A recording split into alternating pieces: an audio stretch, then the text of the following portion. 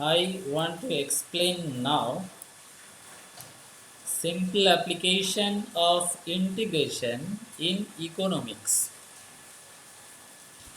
In this part, we can tell that actually we have learnt already MR. About MR, we can tell that this is marginal revenue. And how do I get this marginal revenue? After differentiating revenue function. That means this MR we have got after differentiating revenue function. That means this one we have written here. Now dx if you take there, then dr is equal to mr dx. Then if you do integration both side, here dr is equal to mr dx.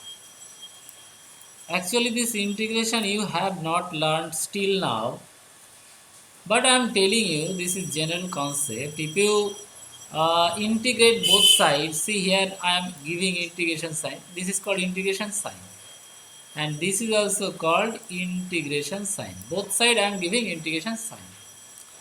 Then what will happen? Integration of dr formula is r. Integration of dx formula is x. Later on, when I will do integration chapter, I will explain it. Now only you know that there is one formula, integration of dx equal to x. So integration of dr is equal to r. And here you see mr dx, that is written. And from where this c come? Actually this is called integrating constant. If you integrate any function, then you have to give one constant. Now question is why? Actually integration is the reverse process of differentiation. Because let's say we are differentiating x. So ddx of x is 1. But if we differentiate x plus 2, then ddx of x is 1 and ddx of 2 is 0. Here also we are getting 1.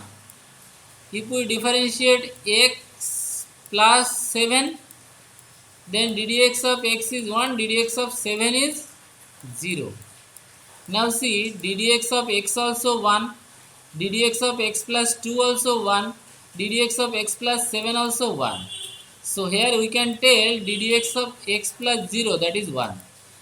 So I told integration is the reverse process of differentiation. So if we integrate 1, we will get x. If we integrate this 1, we will get x. If we integrate 1, we will get x. But see, 1 here 2, 7, 0 is coming. This is constant. So every time one constant will come. Since constant differentiation is 0. That is why one c we must have to write here. So now we have learnt revenue function how to get from marginal revenue. From marginal revenue we will get revenue function. And if we get revenue function, see R be the total revenue for D units sold. So D unit, after selling D units, you are getting total revenue, that is selling price. So R is equal to 0 to D MR. 0 to D means we have to integrate from 0 to D. Actually this one how to calculate I will tell you when I will do the sum. But here since D unit sold, we have to integrate from 0 to D. This is called definite integral.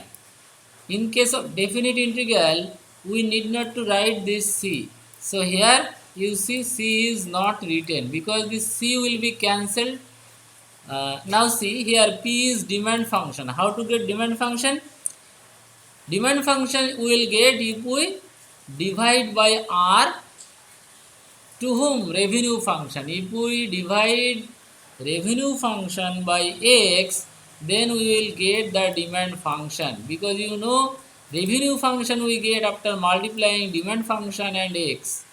So when we will get, so to get demand function we have to divide revenue function by x. So these are the things required to learn for solving the sums of this exercise.